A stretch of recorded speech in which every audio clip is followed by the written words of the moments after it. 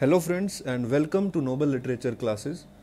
This is the third part in the course of UGC NET English Literature, and here we are going to talk about the Restoration Age and the 18th century British literature.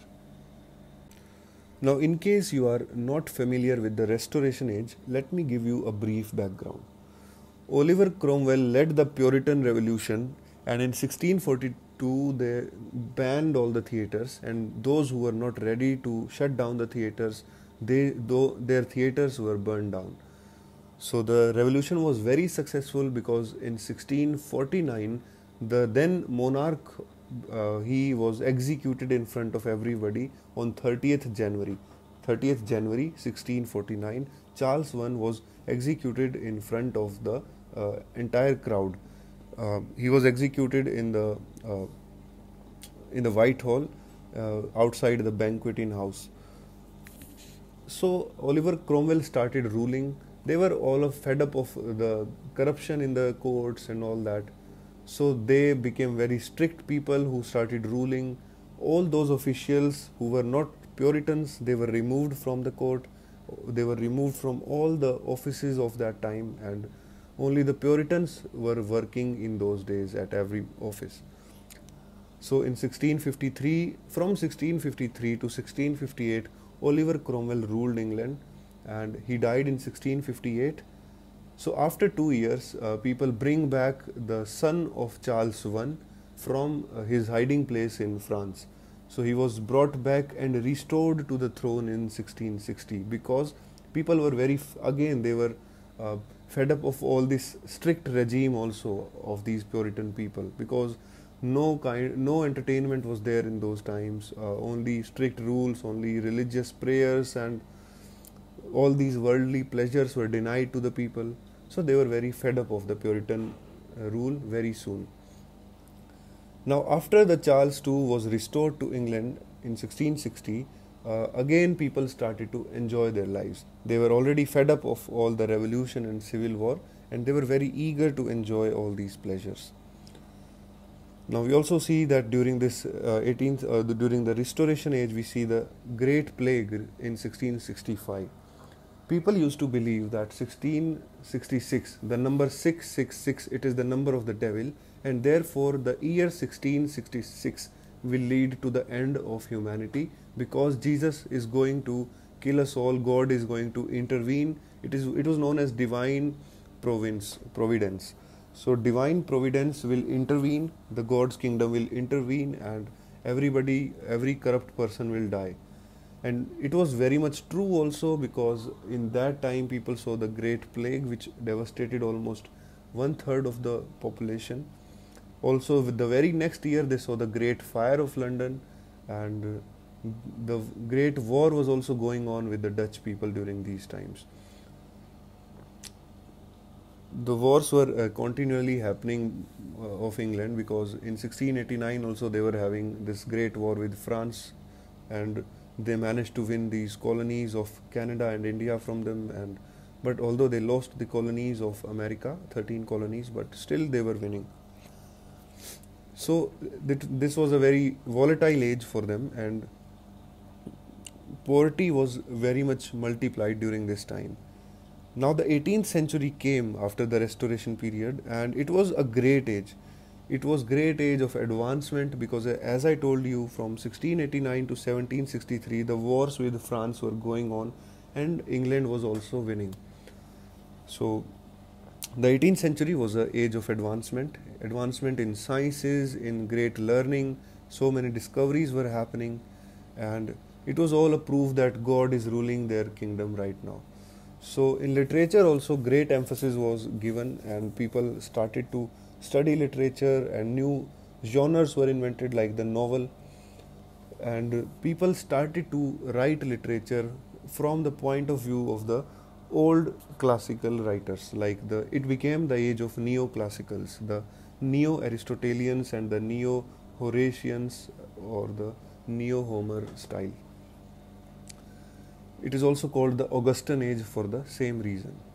So in this lecture we'll see some cultural characteristics, then we'll see John Bunyan, the popular allegory writer, then we'll see how the Restoration comedy emerged, Then we'll see other Restoration dramas, then John Dryden and his works, then the satires of Jonathan Swift, essays of Thomas Edison and Richard Steele, then Daniel Defoe and the birth of the novel, then Samuel Richardson and his major works like Pamela, etc. Then we'll see the novels of Henry Fielding and Tobias Smollett. Then we'll see Stern's controversial novels. Then Alexander Pope is going to come, and he's going to officially start the neoclassical age. So many people are going to come, like Boswell, Samuel Johnson, etc. And we are going to study this age until the age of the Romantics. We'll also cover the pre-Romantics in this age. So starting with the cultural characteristics, when Charles Stuart, when he returned, the son of Charles I, Charles Stuart, when he returned from exile in France, and when he was restored in 1660, he led a strong reaction to all those Puritan officials who were sitting in there. So he jailed all these people, and he reopened the theatres, and 18th century was an age of transition, which marked the beginning of the Industrial Revolution also. And that is where the British Empire started to emerge, because in those times it is believed, they started saying that the sun never sets on the British Empire. That was the reason they were very prosperous. Let us talk about the intellectual life of these people during that time. So there were great philosophers and scientists which came during that time. Philosophers like Sir John Locke, who was a very great empiricist, and then also the great scientist or mathematician Sir Isaac Newton. He also led to a new order, a new reason, age of new reason. So conventional rules and conventional thoughts started to change very rapidly. Then we'll see what happened in literature. So Aristotle was being praised during the Renaissance period, and his poetics was set as the standard of literature. But in neoclassical period, Aristotle's concept, such as the unities of time, unity of place, and unity of action, the three unities, they were although they were followed, but there were some changes being done to them. Even some of the Shakespeare's dramas were devalued because they did not observe these unities. And on the positive side of literature, the influence of the classical tradition led to a love of moderation, a love of balance, and some grace, with a respect for intelligence and dignity. The society in those times, it reflected a great wealth with the people. People were wealthy, and the order was also there in the society, and aristocracy was also growing up. Poverty was also growing up in those times, and there was this great painter Hogarth. He gave a great painting which was titled Gin Lane, Ginlane. In that painting, he depicts how the poverty could be seen in the streets of London. Now, death penalty was there even for stealing a handkerchief. So you can imagine what was the level of poverty in those times. That is the level of harsh punishments were given. Now, literary scene was there. That first half of the 18th century was the age of great practicality and common sense and reason and rationality. For example, it was the age of Alexander Pope, who produced unemotional philosophical poems in couplets, heroic couplets. And the second half of the 18th century, it saw the rise of highly emotional and melancholy poets, which were referred to as the graveyard poets, graveyard school. And these people laid the foundation for what we call the greatest age of England as the Romantic Age. It was also an age of great satire. The 18th century I'm talking, it was also the age of great satire, and the satires were done in both poetry and prose.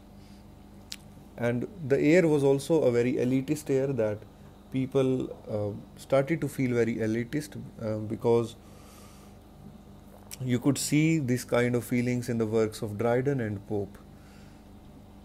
Now we see the first person in this age, John Bunyan. He lived from 1628 to 1688, one of the most remarkable figures of the 17th century.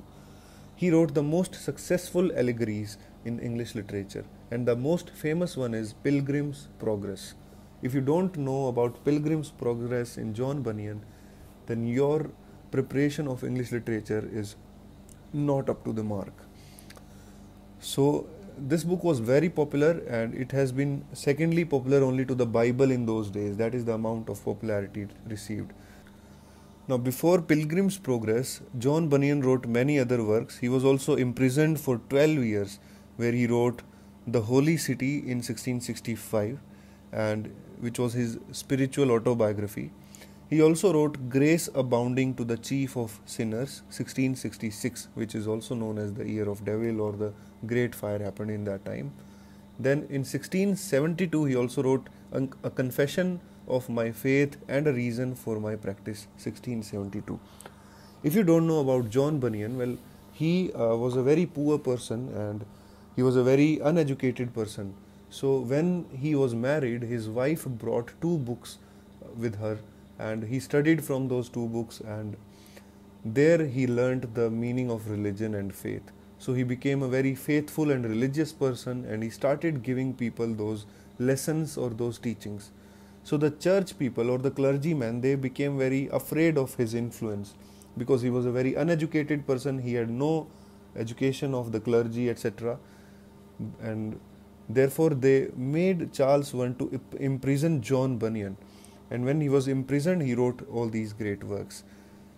So in 1675, he wrote this famous work, The Pilgrim's Progress. It was again an allegory.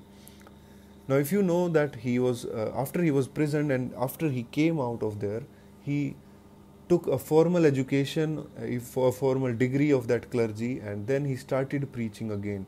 It is very famous about John Bunyan that when he was dying, when he was on his deathbed, then somebody came to him and said that, sir, there is a person who needs to hear some sermons on his deathbed. So John Bunyan, at the time of his death, he traveled on his feet for several miles, and he gave that person their sermons, and on his way he died. So that was the greatness of John Bunyan. Now, The Pilgrim's Progress, the complete title is The Pilgrim's Progress from This World to That Which Is to Come, and it was written during the second imprisonment for 6 months in 1675.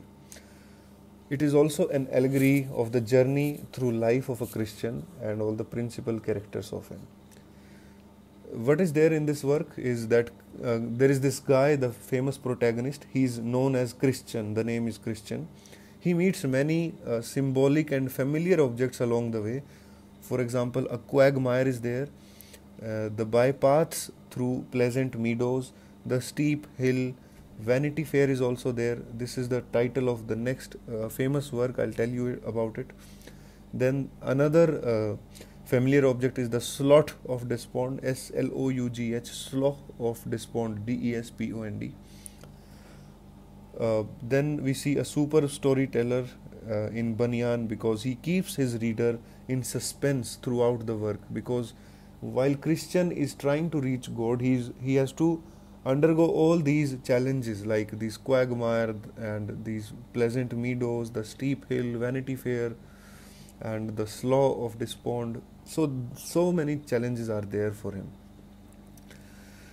And let's talk about the style of Bunyan. He uses concrete language, and vivid details are given, descriptions are given, which are similar to the prose of King James Bible.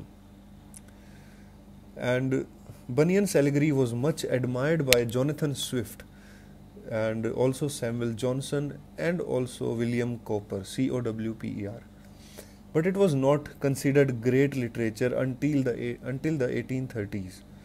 In 1830s only this work came to the eyes of people, because during his time he could not get any chance to be famous among people, because the clergymen were already always upon his back. They were always making sure that this guy does not become popular. But now Pilgrim's Progress is considered the culmination of the medieval allegory in the uncultured minds, just like the Fairy Queen of Edmund Spenser, was a culmination among the educated people. So, like the Fairy Queen was meant for educated people, similarly, the Pilgrim's Progress had the same reputation among the uneducated or uncultured people. There is also a key quote from this work: "As I walked through the wilderness of this world, I lighted on a certain place, where was a den, and I laid me down in that place to sleep, and as I slept, I dreamed a dream." This is how this work starts. Next, we come to the Restoration comedy. In 1660, theatres were reopened after 24 years of silence or ban, and the Charles II, the ruler, he was very young and he had this age of volatileness, and he was enjoying women and enjoying all the vulgar dramas of those times, because that was what he had learned in France. So it led to playwrights with a new type of play which was known as the Comedy of Manners. Comedy of Manners presented a very artificial society which was motivated only and chiefly by a desire for pleasure. There were only verbal fencing and repartee happening in these plays. No real wars and courage or valor was shown, and all these dramas were mainly written in prose, not in verse. Now, there were so many stock characters used during this time, comic characters, such as the long-starved woman, and hypocrites were there. Also, there is a favorite character, the fop, who tries to imitate the grand manners of big people. Key authors during this time are Sir George Etheredge, 1635 to 1691. He wrote the famous work The Man of Mode, and also Sir Fopling Flutter. He introduced the often imitated character the fop, which I already told you. Next writer we have William Wycherley, 1641 to 1715. He wrote the famous play The Country Wife, 1675. It was also a great indecent farce and presented a wife who was very illoyal and in those times. So, next writer we have is William Congreve, 1672 1729. His work are the Double Dealer, 1693, Love for Love, 1695, and The Way of the World, 1700. Very famous works by William Congreve: Love for Love, Double Dealer, and Way of the World. Then we see Sir John Vanbrugh, Vanbrugh. John Vanbrugh, 1664 to 1726. He gave very rowdy farces. Rowdy, you already know. Rowdy Rathore, you must have seen the movie. So he gave very rowdy farces, and one of them was The Provoked Wife, 1697. It also created a popular character of Sir John Brute. Next writer we have George Farquhar. George Farquhar, Farquhar, 1677 to 1707. He moved his plot outside the narrow London society, and he gave the famous works like The Recruiting Officer, 1707, and The Buck's Stratagem, 1707.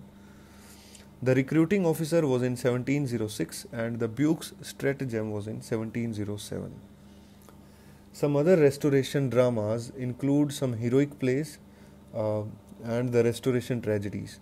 Heroic plays include John Dryden's The Indian Queen, 1664. It was about Montezuma's forces defeating the Mexicans, and it was the first successful heroic play in that age. So John Dryden lived from 1631 to 1700, and he also wrote major famous works later on. I will talk about them. So other works are like The Conquest of Grenada, which was written in two parts, 1670 and 71. Another heroic plays are George Villiers' comedy, The Rehearsal. The Rehearsal was meant to be to mock the work of John Dryden.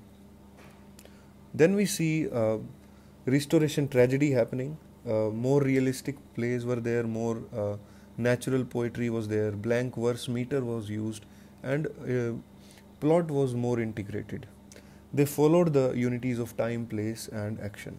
So in this we have Dryden's All for Love 1678, which was a version of Shakespeare's Antony and Cleopatra story, and it also concentrates on the last hours in the lives of that royal pair of Antony and Cleopatra. So do remember All for Love.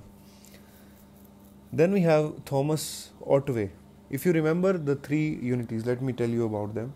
The three unities. The unity of time states that everything that is happening should happen only between a period of 24 hours.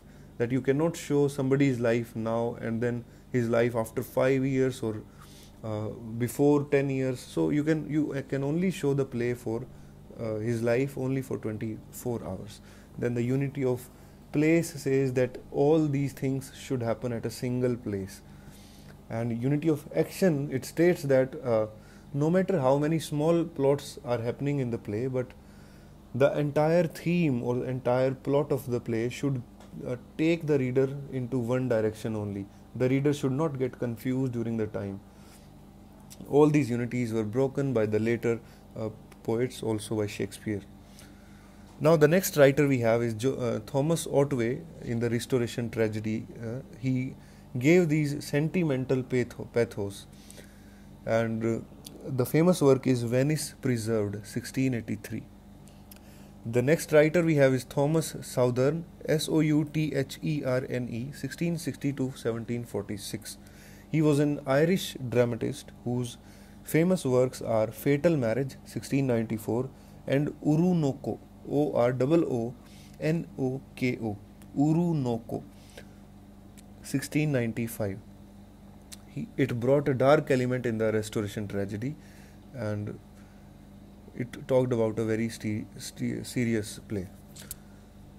Next we have John Dryden, the famous man of the Restoration period.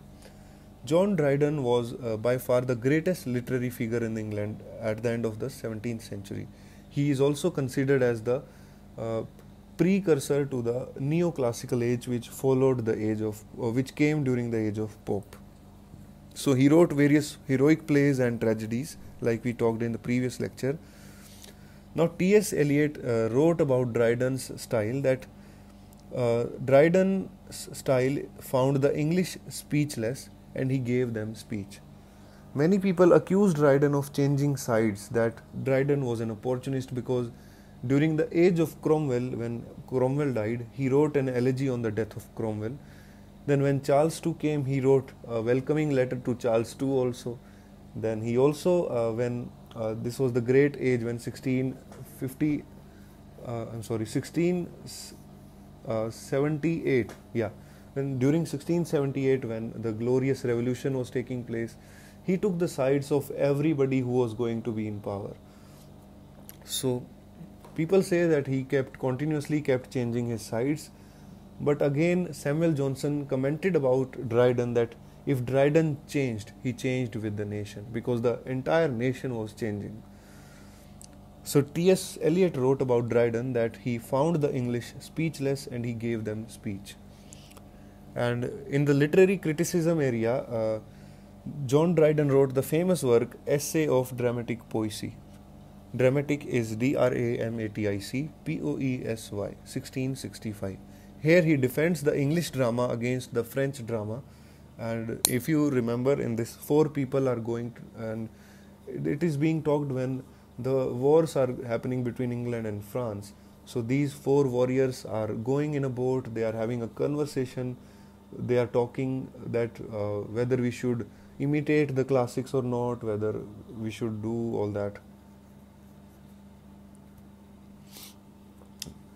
So next we have some satires, and we have Absalom and Achitophel, which was written in heroic couplets, and it also supported Charles II, Absalom and Achitophel.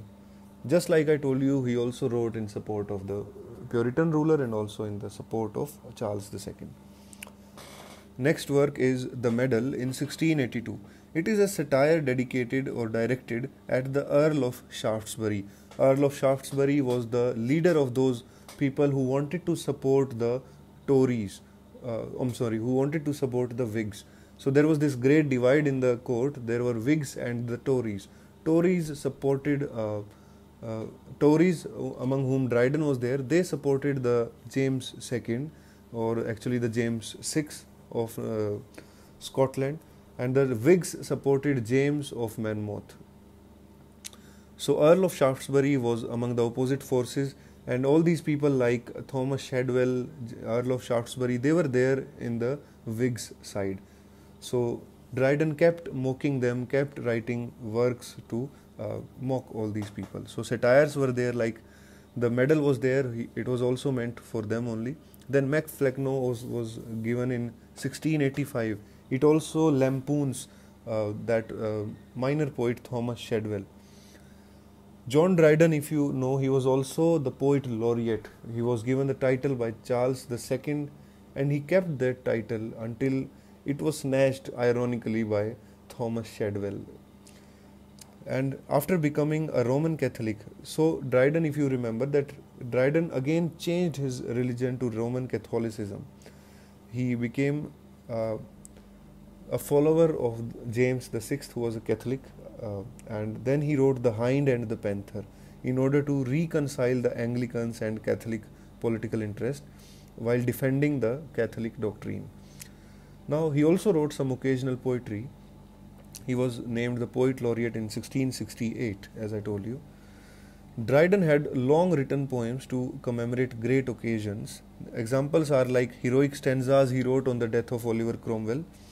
Then Annus Mirabilis, 1667, it celebrated the English naval victory over the Dutch people, and also that Londoners have sustained the Great Fire. Just like I told you, in 1666 people were thinking that the country is going to die, we are all going to die, the country is going to end, devastate. At that time, John Dryden wrote this work on the death, Annus Mirabilis, which means a great year. And it said that, yeah, although all these things are happening to us, but again, it is a very great year, because after this time we will be having a very good life. Next poetic work we have is On the Death of Mr. Henry Purcell, 1686. It is also in the memory of England's greatest composer, Mr. Henry Purcell. He also wrote a few great odes like the Song for St. Cecilia's Day, which has an unusual majesty. Another work is Alexander's Feast, 1697. So Song for St. Cecilia's Day was written in 1687 and Alexander's Feast in 1697. And later on, great musician Handel gave the musical setting to Alexander's Feast. Now we come to the next person, Jonathan Swift, from 1667 to 1745. And he was a very good friend of Thomas Edison, Alexander Pope, and John Gay, and many other writers as well. So Jonathan Swift also had a very darker side, which many scholars think was the wrong part or the bad part about him. And they say that all these satires that he wrote were because his mind was not at his right place. So maybe that could be because his satires were very, very harsh. Now again, in a letter to Pope, Jonathan Swift, he wrote that though he loved the individual people, but he hated the mankind in general. This was also a reason why many of the people believe that his mind was a diseased mind. So let us see some of his early prose works. A Tale of a Tub, 1696. Two major works are there, A Tale of a Tub and The Battle of the Books, 1697. So A Tale of a Tub talks about three brothers, Peter, Martin and Jack. Peter stands for the Roman Church, Roman Catholics, Martin stands for the Anglicans, and Jack stands from the extreme Protestants. So there is this great story about these people. All these people get coats, they inherit these coats, and they say they gradually disobey. They are told that you are not supposed to change anything about your coats, but as the time goes on, everybody changes their coats in a certain way. So it is shown that all these religions, Roman Catholicism or Anglicans or Protestants, they will always have a change in the future. Therefore, they should not be afraid of the changes. and um, they should try to understand all these religions. Next work is The Battle of the Books. It is a prose mock epic which satirizes the conflict between advocates of modern and ancient literature. There is a great example of a spider and a bee in this work, The Battle of the Books. Spiders are the current people who are the modern literature people who support modern literature, and the bee represents those people who follow the ancient literature or who follow the classical traditions.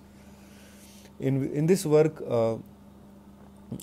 Aesop is giving this great example. Aesop was a famous classical writer, and he is giving this example of spider and bee in this work, The Battle of the Books. So Aesop sums up all this dispute between them, that the spider is like the modern people who spin their scholastic lore out of their own entrails, and the bee is like the ancients who go to nature for their honey.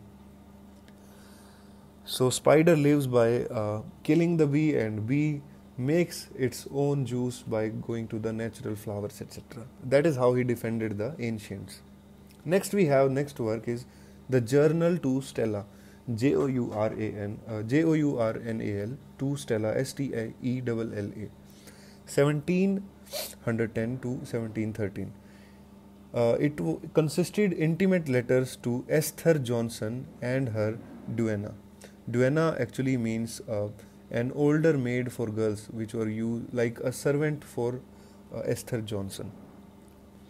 So, Journal to Stella talks about the vivid pictures of London, and he is also writing in baby language sometimes in this work, Journal to Stella. The next famous work is Gulliver's Travels, 1726. It is the most universal satire of Jonathan Swift, and it is still popular today. Children are still reading it. It adopts the ancient device of imaginary voyage with Gulliver, and Gulliver is traveling to these 4 remote islands of the world. This enables Swift to approach the fables of mankind from a fresh viewpoint. In the part 1, Gulliver visits Lilliput, where the natives are only 6 inches tall, and the foolish pretension caricatures, they think that they are very big, but when they see Gulliver in their land, they are afraid, they realize that they are nothing. So these people, the people of Lilliput, they represent the people of contemporary England, or the England of those times. Next, part 2, Gulliver reaches Brobdingnag, Brobdingnag. Brobdingnag represents French people, and it has natives are 60 feet tall, but again they have very pretensions and preoccupations of England and humanity in general. So he ridicules the pretensions and preoccupations of England. Part 3, Gulliver visits Laputa, Laputa. It is a land where scholars and scientists live, but they do not have any purpose for their experiments. They are although making great experiments, but they have no purpose, therefore their experiments are useless, and also most of the experiments are useless. Part 4 is where Gulliver reaches Houyhnhnms, Houyhnhnms, Houyhnhnms. This is the place of the intelligent people, the intelligent horses, who are beset by the humankind people who are like yahoos. So humans are represented as slaves to these horses in the 4th land, Houyhnhnms,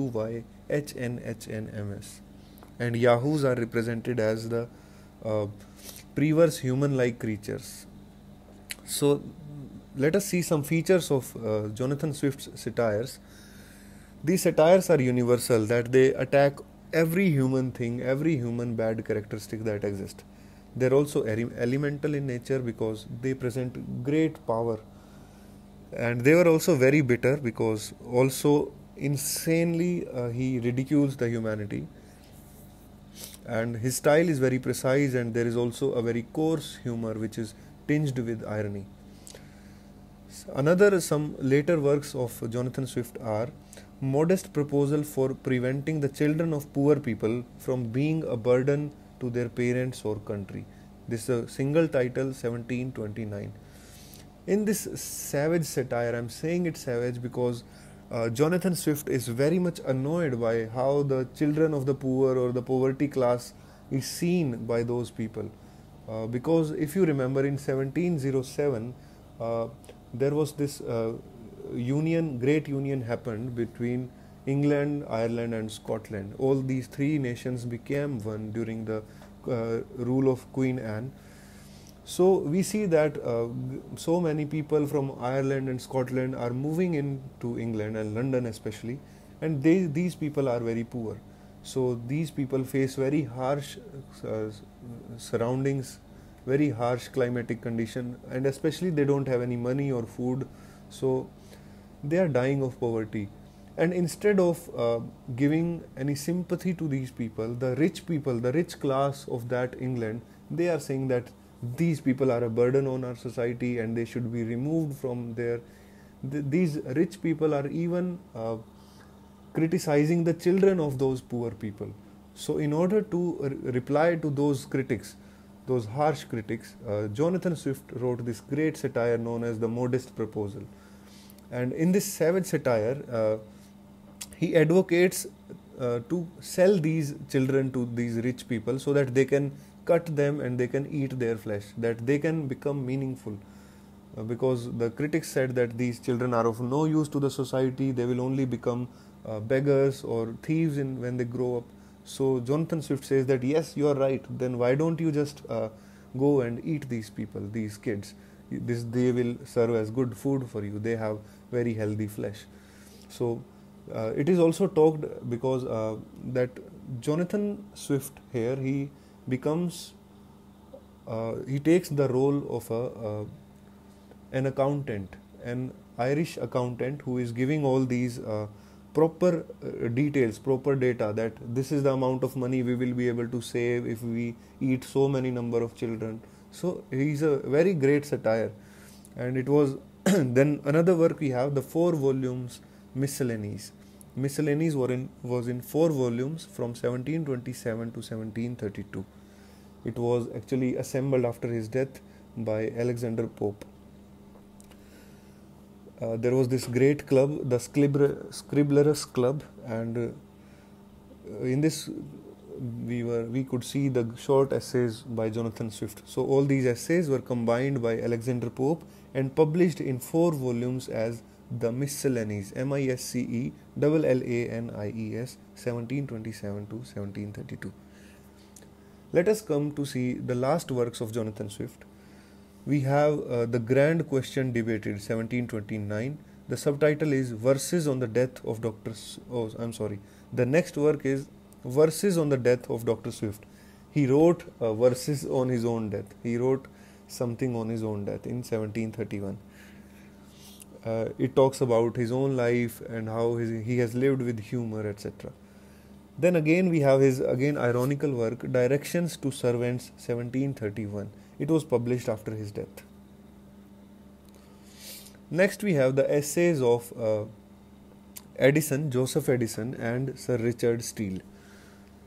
I'm sorry. Now, as the 18th century started, coffee houses culture started to become popular. Coffee houses became popular, which were a place to read these new things which people were making, and literary circles began to emerge, where people would sit in these coffee houses, make friends with each other, and read out their works to each other. So there were periodicals which started to happen, which were started to being published. Famous ones are the Tatler in 1709 and the Spectator in 1711. They were written by Joseph Edison and Richard Steele, two very powerful and influential people of the English prose style.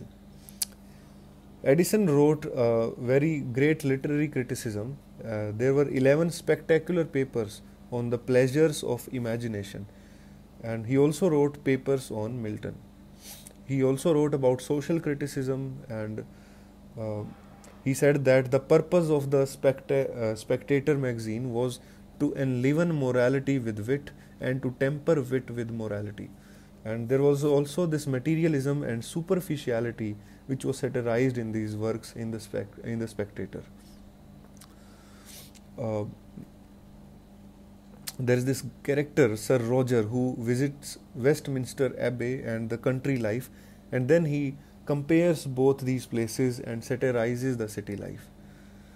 There is also another work of Addison, Sir Roger de Coverley Papers.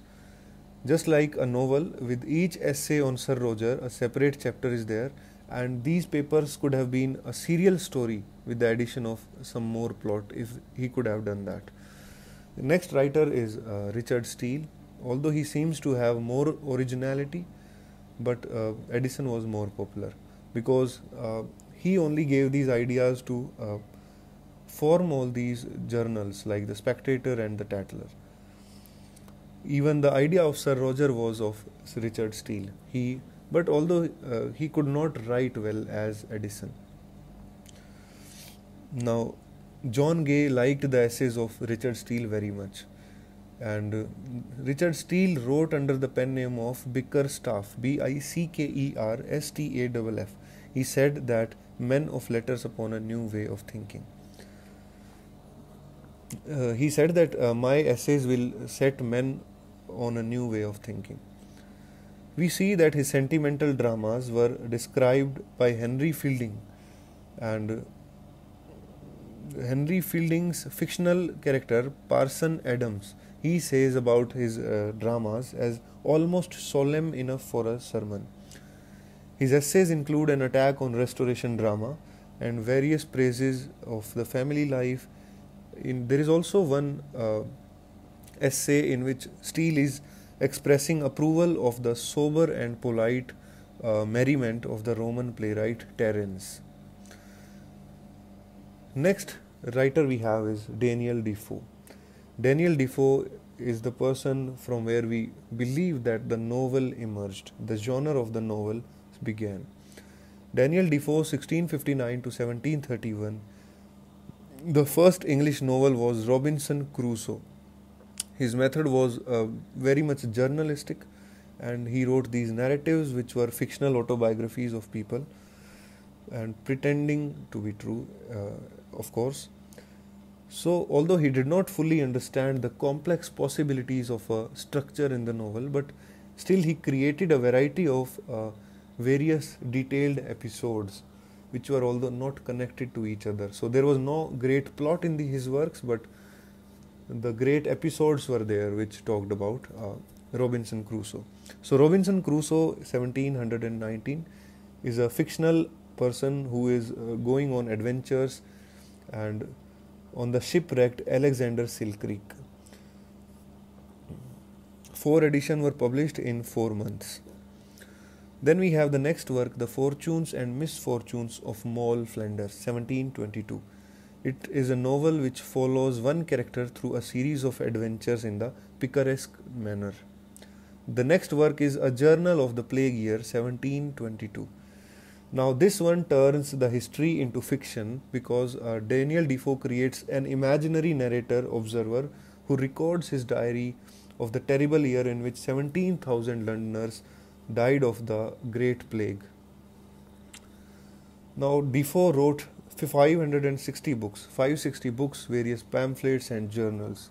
Most of them were anonymous and they were written under pseudonyms. Other minor novelists were there in this time, who wrote about the Scandal Chronicles. So the pseudonyms which were used, like Mrs. Mary de la Riverie Manley, 1613.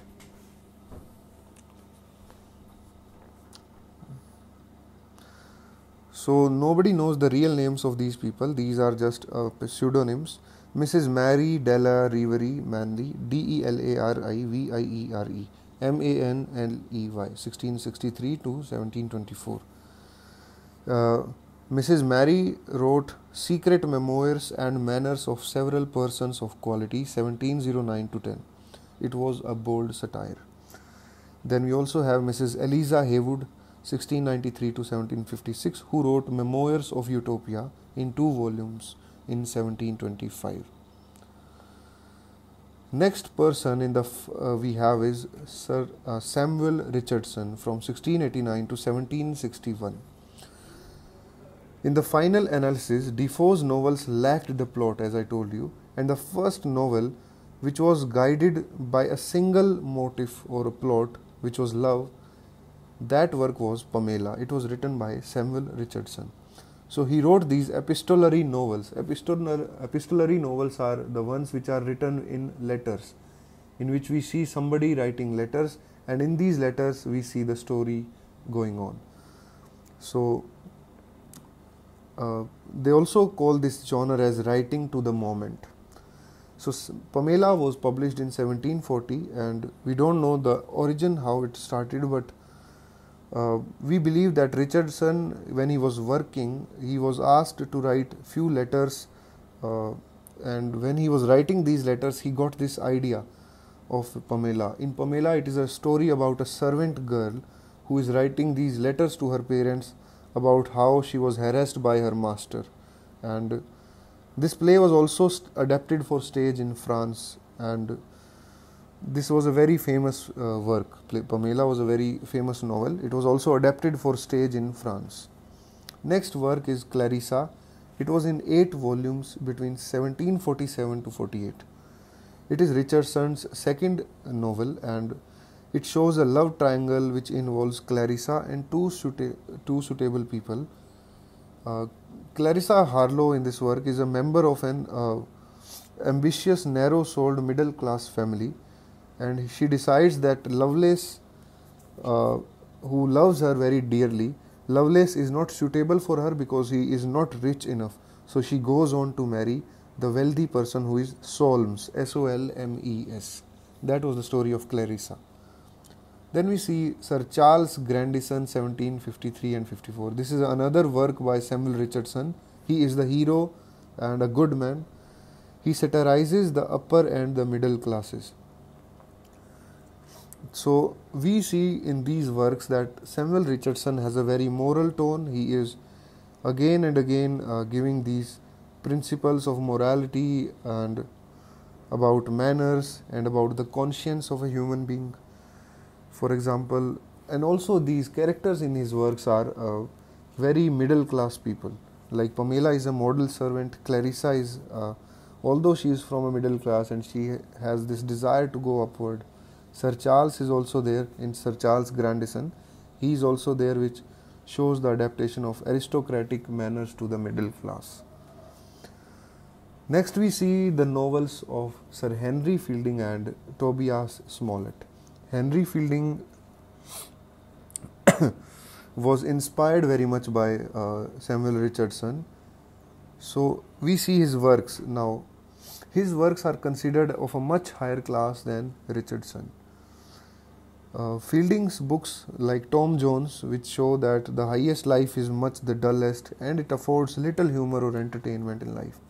They showed that the high class people, they reserve their family to so many things. They can't be free, they can't do freely everything they want to. The same theme we can also see in the great novel of Heathcliff. The character Heathcliff is there. Wuthering Heights by Emily Bronte is again a similar novel if you read it. Now next of Fielding's novel is Joseph Andrews, 1742. It is a burlesque. It is also a comedy or a parody of Richardson's Pamela, and it was also entitled Shamela, Shamela, in which Pamela's brother Joseph is sexually harassed by his mistress. It is highly indecent for that era. So Fielding refined this into more true comic of Joseph Andrews, and in which Parson Adams, the first of Fielding's portraits of the good man, has been a favorite of people. Next work of Henry Fielding is The Life and Death of Jonathan Wild the Great. Jonathan Wild the Great, 1743. It is a shorter and a looser narrative, and it is also a picaresque work. The subject is a notorious rogue person, Jonathan Wild. Now there is a great quotation from Jonathan Wild if you want to note down. He in a few minutes ravished this fair creature, or at least would have been ravished her, if she had not by a timely compliance prevented him. The famous work of Henry Fielding is The History of Tom Jones, a Foundling, 1749. It is Fielding's most epic work, masterpiece. It is a comic epic poem in prose, written in prose work. And there were 18 books in which it was written.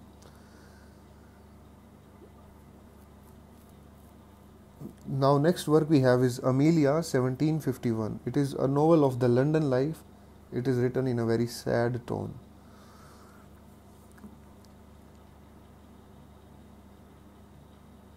Modern critics they assess Henry Fielding and his works in the highest original form. They believe that his works are very original, and they believe that Henry Fielding thought of himself as the founder of new province of writing, and he is true. Now Sir Walter Scott also praises him for his high notions of the dignity of an art which he may be considered as having founded. Then we have Tobias Smollett, and he is a Scotsman who failed at the surgery field. He was a surgeon, but he failed at it because he had very less temper. He was like the Kabir Singh hero. So Tobias Smollett left the surgery and he became a writer, and he lacked human sympathy. His works lacked sympathy. He did not lack sympathy. So we see that his novels are very excelled. They excel in human details. Human details are very greatly shown in his works, and the plot is very less focused in his works. So he was a critic of aristocratic manners, unlike Henry Fielding, but he knew a very little about these upper class manners. So therefore he was a critic. So the famous work of Tobias Smollett is Roderick Random, 1748. It is a true picaresque novel in which adventures are there of a hero. He narrates his own adventures. Roderick, he is a surgeon. Roderick is a friend of a surgeon, and in his preface, Smollett declared that his purpose to be to arouse generous indignation against the vicious disposition of the world. We see a famous monologue from Roderick Random. I was often inhumanly scourged for crimes I did not commit, because, having the character of a vagabond in the village, every piece of mischief whose author lay unknown was charged upon me. I have been found guilty of robbing orchards I never entered, of killing cats I never hurted, of stealing gingerbread I never touched, and of abusing old women I never saw. It is a famous monologue from Roderick Random. Roderick is also the alter ego of Tobias Smollett. Next work of Tobias Smollett is Peregrine Pickle, 1751. It is also a same sort of picaresque novel, except that the hero here is English and is not Scottish, and the tale is told by the author as a narrator, not in the first person. So narrator is a third person narrative style. The principal target of this satire seems to be the pride in all people. The next work of Tobias Smollett is The Expedition of Humphrey Clinker, 1771. It is Smollett's last novel and also his masterpiece. He hated the mannered activities at the bath and other watering holes. He also satirized all these mannered activities. These watering holes were there. It is also written in epistolary form. Next we have Laurence Sterne, 1713 to 1768. He wrote very controversial novels. They were very suspenseful and controversial to all the previous people.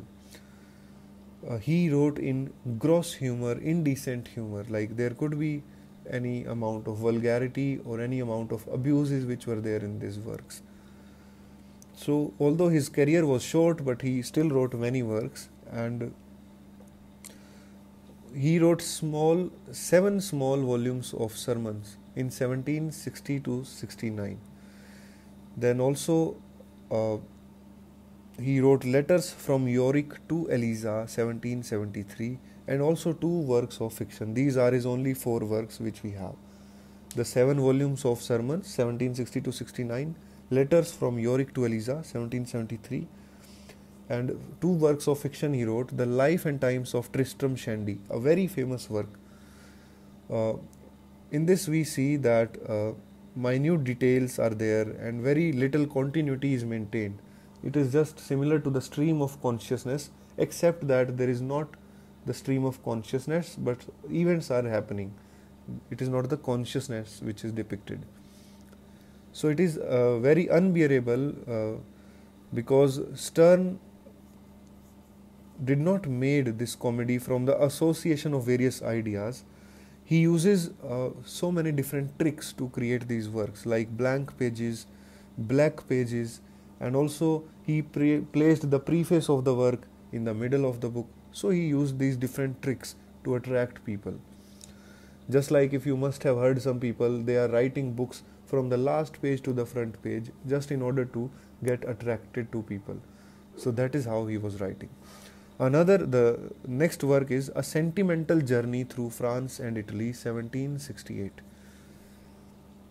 Here now Tristram Shandy was very much criticized by people because it did not had any firm plot, a good narrative style, etc. It was only a piece of attraction which was meant to be attracting people, seeking attention. So in order to defend that criticism of Tristram Shandy, he wrote A Sentimental Journey Through France and Italy. And the comedy here, this is a comedy and it is designed to teach us to love the world and our fellow creatures better than we do. He says that people do not judge me, try to be understanding of me and try to see this new kind of thing which I am doing in my works. And also we see that he is also a father of the stream of consciousness, and the idea also came from the philosophy in Tristram Shandy. In this, Laurence Sterne acknowledges a debt to John Locke. John Locke's famous work Essay Concerning Human Understanding was there, from which he took this idea.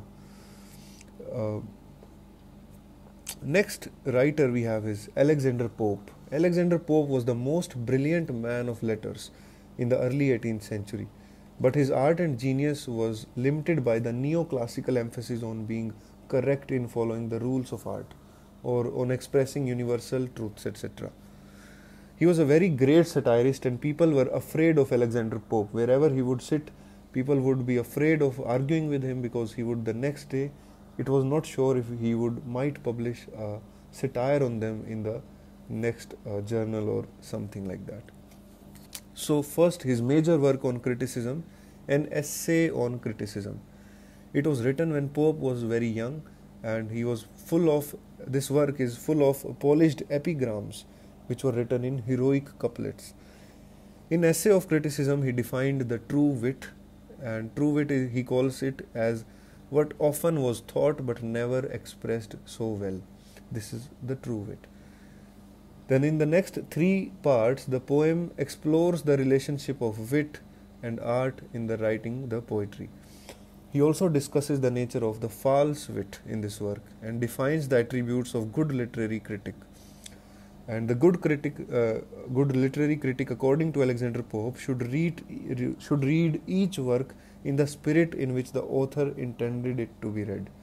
And remarkably, he wrote the poem at that age, 21. Now, he also wrote some great satires. Some of Pope's best known poetry are in these satires. The first one is The Rape of the Lock, 1712 to 14. It is a mock epic, a comic poem with an exaggerated epic form, but very trivial subject. Like mock heroic poems are there, such as John Dryden wrote mocking Thomas Shadwell, he wrote Macflecknoe. Similarly, Pope wrote The Rape of the Lock. In this, it is based on an actual fight between 2 families which result from a guy named Lord Peter who clips a strand of hair of Miss Arabella.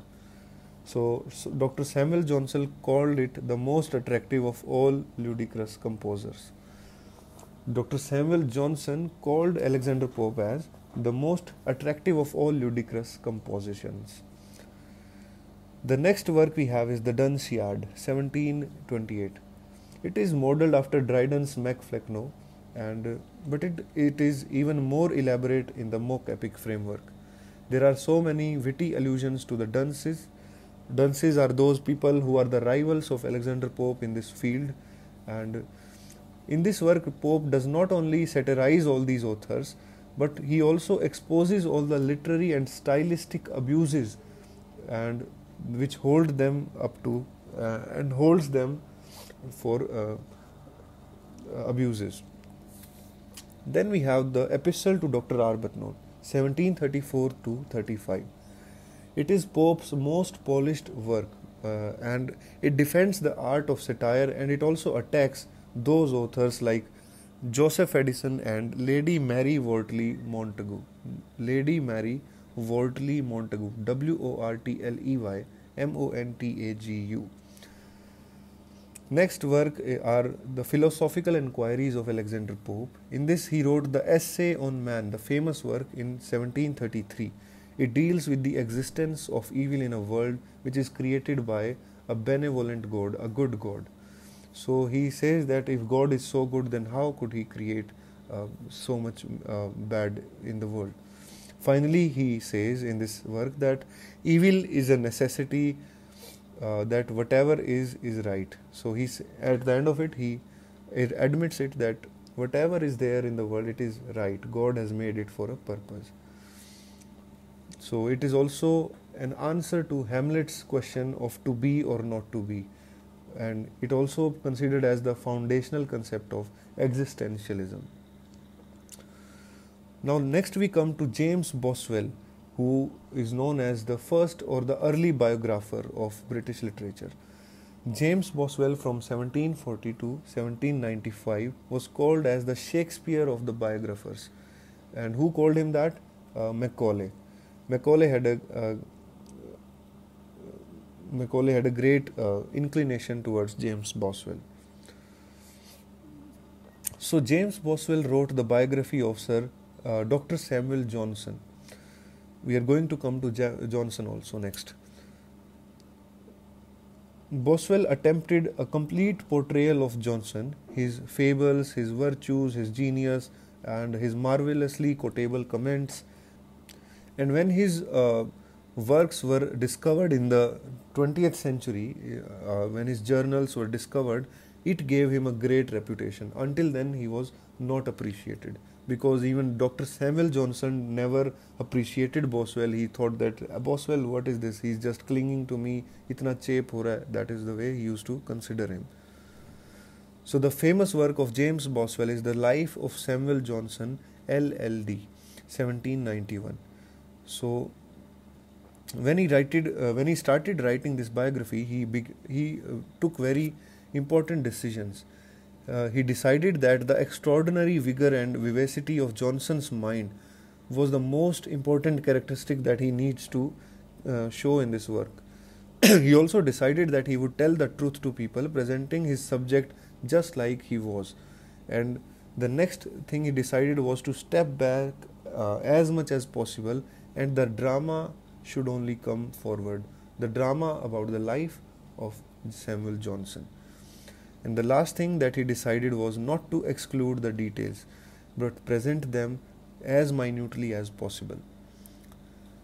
We see some other talents of Boswell, like he has this prodigious memory. He has a great memory, and he was very genius of structuring the biography. Some other works by Boswell are Account of Corsica, 1768, and Journal of a Tour of the Hebrides, 1785. Hebrides.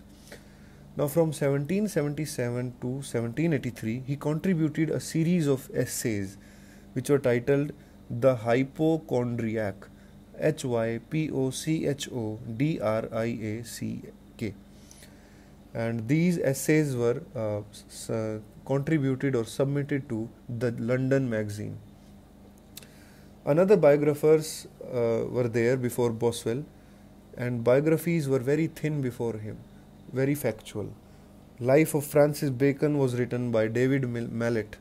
David Mallet in 1740 wrote the Life of Francis Bacon, and Ferdinando Warner wrote the biography of Sir Thomas More, who wrote Utopia 1758. The biography was in 1758, Utopia was in 1715. So Ferdinando Warner wrote the biography of Thomas More, and John Jortin wrote the biography of Desiderius Erasmus, 1758 to 1760. And there were also these passionate opinions about people, which looked less like a biography and more like opinions. These were known as anecdotal sketches, ANECDOTAL So one of these sketches is Brief Lives by John Aubrey, which was published in 1690. In this, John Aubrey talks about his own opinions about these great people. The next writer we have is Dr. Samuel Johnson from 1709 to 84. He is known as the man of letters. He is revealed in Boswell's biography as a wise and witty conversationalist who can do great conversations and who has many eccentricities. He is also seen as a great man of letters, a poet, an accomplished scholar, also a greatest literary critic of the 18th century, and also a great prose stylist. The famous work of Johnson is his Dictionary of the English Language, which was published in 1755. It was his most important linguistic achievement and also the most important linguistic event of the 18th century. It also fixed the English spelling and established a standard for all these definitions of words. And he completed this work with the help of 6 assistants, and the volume was completed in about 8 years. It includes the famous definitions like what is a network. Network is anything which is reticulated or decussated, DECUSSATED, decussated at equal distances with intersticks between the intersection. That is how he defined a network. So very tricky and famous definitions by Samuel Johnson. Next, he wrote on Shakespeare.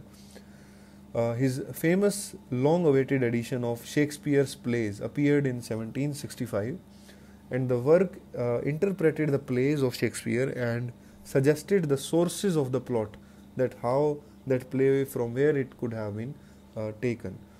So Shakespeare's play in 1765, it talks about the sources from which Shakespeare took those plays, and also it interpreted those plays or criticized them. Next, we have his literary criticism, his last and best work in his life. The title was Lives of the English Poets, 1779 to 81, which gives a biographical sketches and critical judgments and criticism of around 52 poets. And there are brilliant insights and some faulty judgments which are also based on his personal biases. He disliked John Milton because Milton was very religious and he had these very political beliefs. He believed that Milton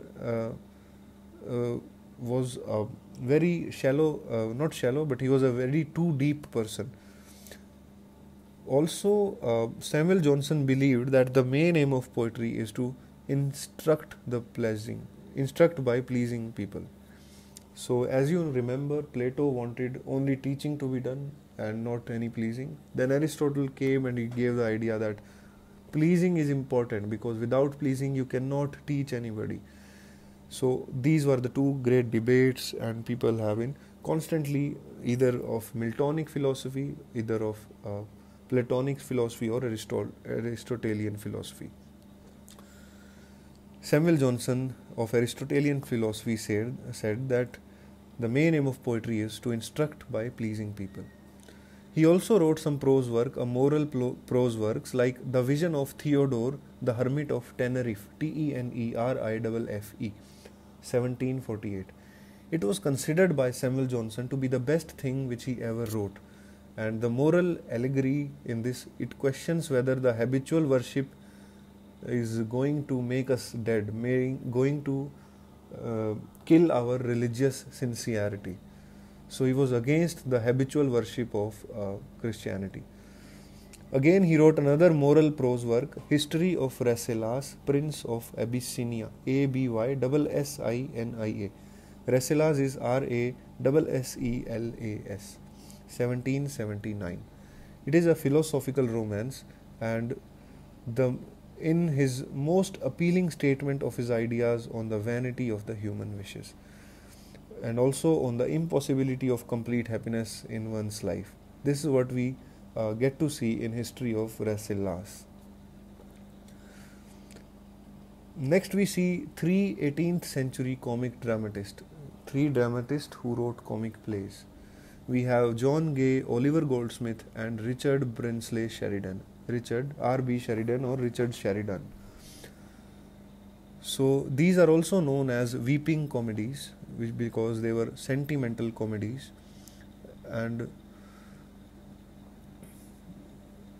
John Gay, 1685 to 1735, wrote the first ballad opera, a precursor of the modern musical comedy, which was titled The Beggar's Opera in 1728. It is a most popular theatrical work of the 18th century, and in this work, thieves and strumpets, they try to mimic the manners of great lords and ladies. In this, Gay is being able to satirize the inequalities of the social classes. Another writer we have is Oliver Goldsmith, 1728 to 1774. He was the author of three very popular 18th century works. There is this poem, The Deserted Village, in 1770. There is this novel, The Vicar of Wakefield, 1776. And he also wrote this comic drama, She Stoops to Conquer. Stoops, S-T-O-O-P-S, to Conquer, 1771. Now the poem Deserted Village, it talks about the loss of village life due to enclosure laws and the Industrial Revolution. The novel Vicar, the Vicar of Wakefield, it combines the three greatest characters upon earth in a single person. The Vicar, which is Dr. Primrose. He is a priest, a husband, and also the father of a family. Next we have the drama She Stoops to Conquer. In this play he avoids sentimentality, and this is a witty comedy about a bashful suitor who overcomes shyness when he mistakes a lady for fashion. So there is this lady who is wearing great fashionable clothes, and she is a high class lady, but he thinks that she is very vulgar. Her attire is very vulgar, so he takes her for a barmaid, and the whole drama takes place like that. It is a comedy. Next writer we have is Sir Richard Brinsley Sheridan, 1751 to 1816. He was very less idealistic as compared to the other people, and his plays reflect the satiric observation of life which was found in the 18th century novels. His plays are witty and elegant comedies which completely purge the Restoration indecencies. The famous work of Richard Sheridan is The Rivals, 1775. It was written when Sheridan was 20 years old, and the famous character Mrs. Malaprop is very famous about it. The new concept of malapropism is also taken from this character of Mrs. Malaprop in The Rivals. The malapropism is a character where somebody speaks, is trying to say something, but she is saying something else. For example, when I say, you are an apple of my eye, and instead of apple I say, you are pineapple of my eye. So mispronouncing words in order to create a comic effect, that is known as malapropism. The next work of Richard Sheridan is The School of Scandal, 1771. It is a brilliant play it has a great wit with a well manipulated intrigue which leads to a famous scene. Richard Sheridan is particularly cutting to the sentimentalist in this play, as he gives his audience the sleazy quintessence of a scandal loving society. In this work, he shows that the society of England has been so corrupt that there is no use of showing moralist or sentimental plays on the stage. Next, we have the pre-Romantic poets. In the later half of the 18th century, poets began turning away from the rationalistic neoclassical norms, and they also started limiting their couplet verse. They turned to the picaresque aspects of nature and also to the melancholy emotions and the medieval literature and architecture. They also finally turned to the rural life. So the pre-Romantic poets include James Thomson, 1700 to 1748. He wrote the famous work The Seasons in 1730. It is a blank verse poem about the changing tapestry of nature throughout the year. Another work is The Castle of Indolence, 1748. It also mocks the poet's love of idleness and contains a portrait of himself. Like a bard here dwelt, more fat than bard beseems. Then we have another writer of pre-Romantics, Thomas Gray. He was also a churchyard poet. Among his few poems is The Elegy Written in a Country Churchyard, 1751. It is one of his best known English poems, and although he was spoiled by the neoclassical personification and cliches, this poem glorifies the simple rural life, the simple rural people, and which were also inspiration for Wordsworth. His first ode, Thomas Gray's first ode on a Distant Prospect of Eton College, 1741. It is also a famous work. It observes the schoolboys at a distance who are happily playing and who are not careful, who are not annoyed by what will going to happen in future. They are not sad about the future or their lives. There no idea of depression is there, and he appreciates those schoolboys at a distance in this work. There is a famous line that if ignorance is bliss, it is folly to be wise. It is by Thomas Gray. You must remember this. Ode on a Distant Prospect of Eton College. Next writer we have is William Collins, 1721 to 1759. One of the most original poets of his day. He is a precursor to John Keats, who we will see in the next lectures. He wrote his famous work Ode to Evening, and he also wrote odes to abstraction. Various abstractions are there, like Ode to Simplicity, Ode to Fear, Ode to Pity. So these are his famous works. Next pre-Romantic writer we have is William Cowper, 1731 to 1800. He was influential in turning public taste towards the Romanticism of the 19th century writers. William Cowper's best known work is The Task. The Task was published in 1785. It is a volume of poems with the purpose of providing the superiority of rural ease and leisure over the London life or over the city life. Now, he had been a keen eye with the whimsical humor. He was always trying to reveal the intimacy of the neoclassical writers or the fakeness about the neoclassical writers. He wrote The Castaway, which shortly was written before his death. The Castaway it is a lyric which deals with the man's isolation and helplessness. Now, William Cowper was a champion of the oppressed people, and he wrote the famous complimentary verses on William Wilberforce and his opposition to the slave trade. So friends, this was the end of the 17th and 18th century literatures, and in the next one we will start with the Romantic Age, or you can also say one of the most famous times of British literature. Thank you and have a very nice day.